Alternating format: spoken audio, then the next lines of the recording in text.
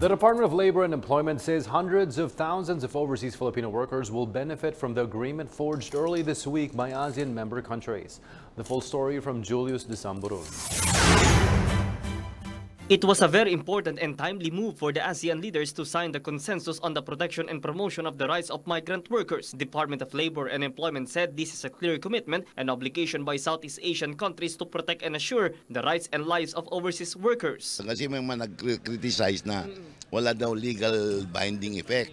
Sabi ko that is true, but when a person or anybody signs an agreement, he makes a commitment, and that commitment is geared towards the protection and promotion of the welfare of the migrant workers. It is expected that over 200,000 Filipino migrant workers will benefit from this consensus, particularly those working in Singapore and Malaysia. This will also go a long way to lessen abuses in the workplace. That means na assured sila of a reasonable wage. They are entitled to visitation rights.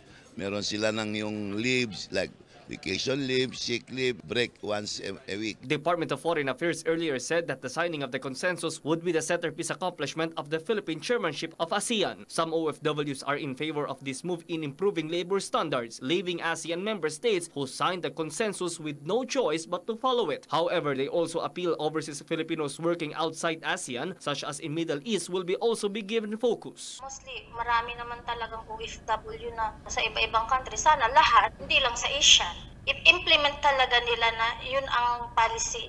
Kung may maganda pa namang trabaho at sahod sa Pinas, ba't pa naman aalis, di ba? Pero pag yung sa pamilya, mahirap talaga kasi malayo. DOLE assured helping Filipino migrant workers is still a paramount concern in President Duterte's heart. Aside from this, the government is creating more jobs in the country so they can instead work here and not leave their loved ones. Ang ating mga kababayan ay nangingibang bansa not out of choice but out of necessity. Kung meron na tayong trabaho dito at maganda naman ang sahod, tsak o babalik na yung ating mga kababayan. Some groups also pointed out that ASEAN member states should also take into consideration the social cost of migration to families, particularly the children left behind. Julius de Samburon for The Nation.